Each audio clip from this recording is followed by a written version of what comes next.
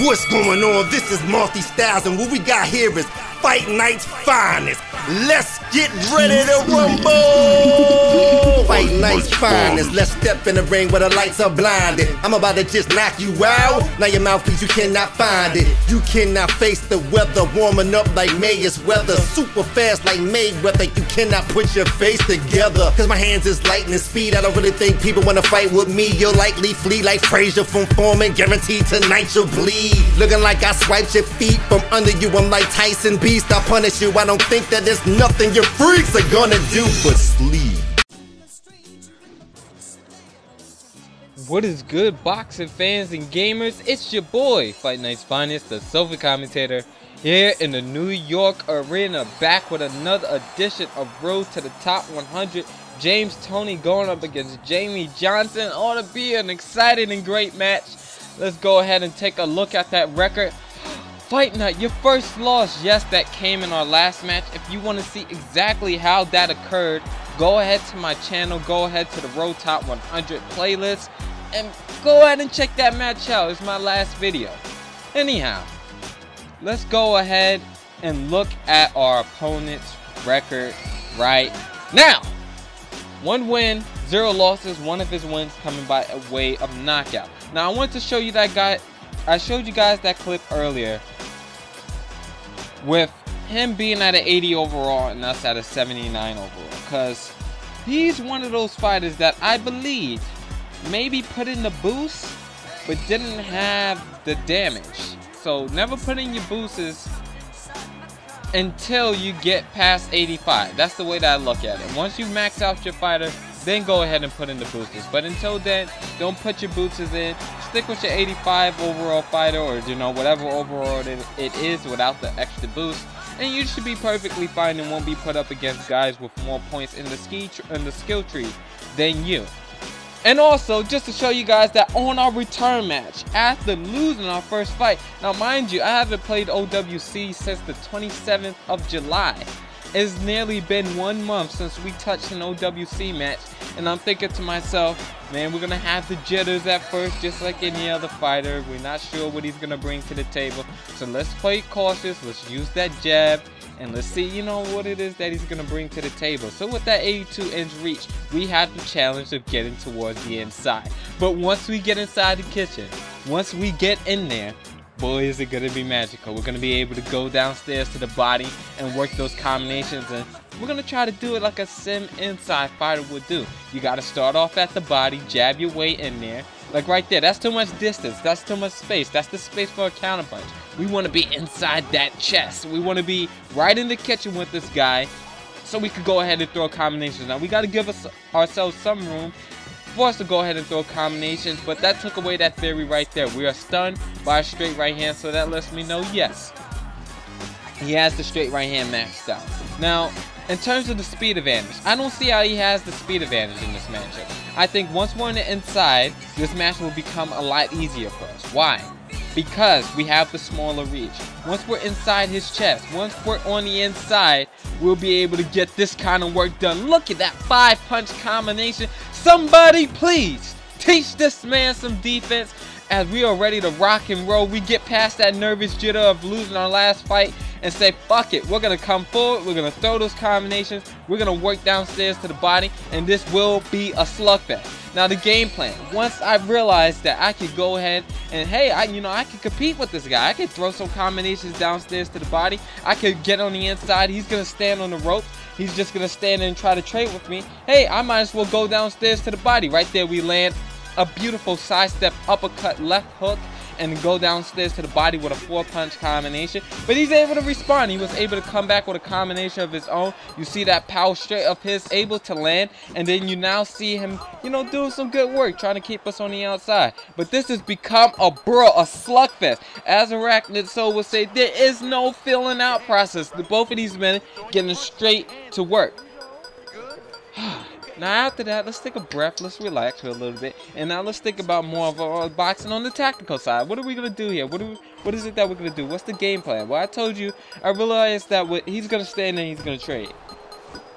He's going to back straight up. He's not going to give himself no lateral movement. Right there, we wait for him to waste his stamina, and we go downstairs to the body with a right hook that stuns him. We're throwing the combinations. We're letting those hands go. He's firing back as well. It's a slugfest. The action is hot, and I cannot believe right now I couldn't drop him. I just couldn't do it. He comes back with a sidestep right hook of his own, tries to go with the power straight, but we're able to duck underneath and give him a jab downstairs to the body, and we continue to walk him down. Straight right hand down the middle, followed off by a left hook, and then some combinations downstairs to the midsection.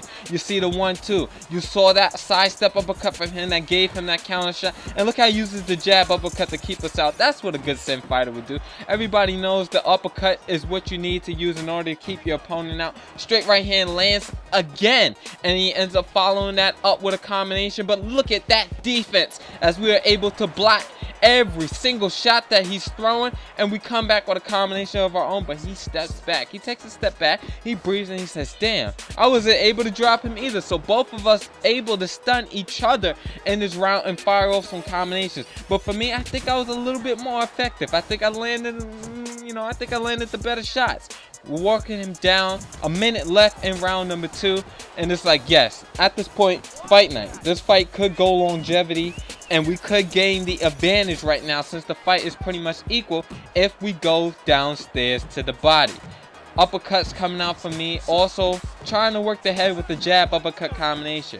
So anytime we finish with a combination, we're going to try to finish it off with an uppercut to the head. There it is once again. The uppercuts to the head has been key. We get him to drop that guard, get him to drop his chin with a couple of well-placed shots downstairs to the body, and we fire that uppercut right to the chin in order to see if we can drop him. So the action's hot, but I only got back 1% stamina recovery.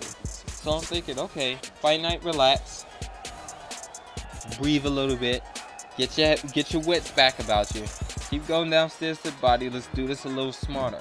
Into round number 3. Action starts off the same way. Left hook upstairs to the head, straight right hand downstairs to the body. Anytime we're fighting like this, never forget the body. Just keep working the body, and the fact that he has textbook, that gives you more incentive to go ahead downstairs to the body. I want to see those uppercuts and those left hook combinations downstairs to the body from you guys whenever it is you're playing OWC or even head to head. Work the body and do the best that you can. Also, considering our skill tree, considering what it is that our fighter does best, he goes downstairs to the body. That's what he does. His shots are down there. His biggest damage is downstairs to the body. So that's exactly why it is that most of our combinations are leading off there. Once we get the jab rolling, once we're on the inside, we get the hooks and the uppercuts rolling. Left hook connects for us right there, but he comes back with a right uppercut counter downstairs to the body of his own. Excuse me, that was a right hook counter downstairs to the body. So we got him right back in the corner, and look how he's not walking. But we do sidestep and we keep our hands down, and we end up getting clocked with another power straight, and that's going to end up stunning us. Now the survivability tactic that we are going with our fighter ends up getting us a knockdown. We're able to survive. He keeps throwing, no stamina recovery, and he ends up getting that white fang. Right uppercut, left hook, right over the top, and he goes down for the first time in this fight. So we got our first knockdown. But back to my point, the survivability aspect that we're going with doesn't allow us to deal with a lot of damage. But notice how his stuns haven't been critical stuns. It has given us a chance to deal with the power that he has in the straight right hand. It has given us the ability to go ahead and trade with him downstairs. So at this point, it's like, yeah, he's going to have to start getting long stamina. So it's like, for us, think about recovery, think about stamina recovery. You see him here with the power shots. He missed with a power right uppercut moments ago, but he came back with a power straight and then missed 2 power straights in a row. So right now, we're just standing in front of him, playing a little bit of defense, trying to work some combinations downstairs to the body, and he's gonna get tired of this. Look at that, he's stepping and throwing power shots. Are you kidding me? You know how much damage that's gonna do to his stamina? So I'm feeling like at this point, okay, keep this up, Fight Night. 8% stamina recovery. We're feeling good right now. We scored a knockdown. Our stamina's still pretty high. We keep this up, this guy's gonna gas by round number 5. So let's take a look at the scorecards. With him being able to do so many stuns in that first round, and with us playing a little cautious and getting hit by a lot of power straights in round number 1, he was able to take that. but we won round number 2 with solid combinations on the inside and finishing off with the uppercuts to the head. And in round number 3, fuck it, we scored a knockdown by him getting overzealous by those power straights and the stuns that he was landing, and capitalized on him having no stamina with a right uppercut, left hook to the head. That's been the summary of the match if you skipped ahead. But anyway, let's get back to work. Counter left uppercut from us, lands downstairs to the body. And look what he's doing. He's constantly sidestepping, but he's sidestepping and backstepping against the rope, and he's backing himself right up into a corner. So what do we do when we get him in the corner? We block, we defend, and then we work downstairs to the body. Keep punishing the body. And you've seen that in Lamont Peterson's recent fight. He went downstairs to the body and he punished the man from Harlem by going downstairs to the body with power shots, trying to see if he can't gas him. So we're gonna try to win the fight the same way that he did, by going downstairs to the body. I can't emphasize that. I can't put enough emphasis on that for you guys. Downstairs to the body, any chance you get, and then go upstairs to the head. Set it up the right way. So straight right hand, left hook downstairs to the body. And it's like at this moment, it's only a matter of time. Left uppercut does connect, and we were able to drop him with a jab, right uppercut. And you guys know what time it is. Get your chin checked, as we were able to score our second knockdown of the fight. It was a beautiful, beautiful, beautiful combination that put him down, that came from the counter left uppercut. So 2 knockdowns. He's getting low on stamina. He's taking a lot more damage than he should be. But for a guy with this kind of reach, you got to give yourself some lateral movement. You got to give yourself the jab. You got to give yourself some counter, you got to give yourself some more counter opportunities. And you can never, ever, ever back straight up, because then you're just going to allow me to do this. Counter left hook downstairs. There goes the combination that followed it. It was the jab, right uppercut, and then we try to follow that with a combination downstairs to the body, and then a left uppercut. So right now it's uppercut, uppercut, uppercut. Like you hear him say in the corner, always finish with the uppercut. Gus Carisi and the story Moto, Andre Bishop always used that uppercut. Look for it, and hell, he looked for it and he was able to get a lot of knockouts with it.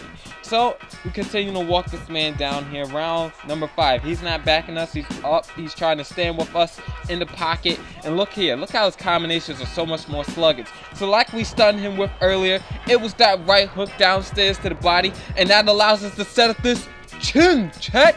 Perfect right uppercut right on the chin and into the throat. And he felt that him in his Adam's apple. And he goes down for the 3rd and hopefully final time tonight.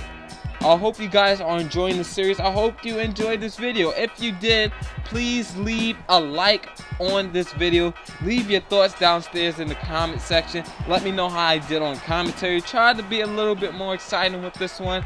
Let me know if you guys like this one a little bit better. Anyway, we land 55% out of 441 punches, and out of his 431 punches, he only landed 37% with 160.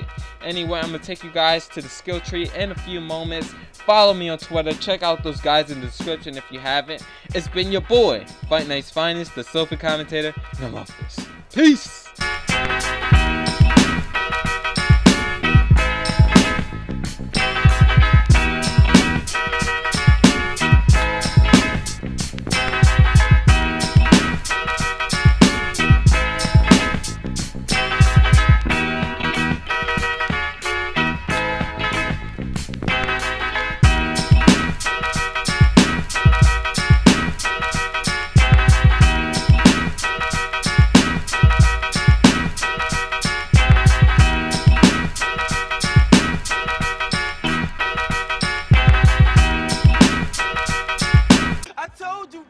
I'm the chronicle of our struggles, the voice of the families like Moses, only keeping it real.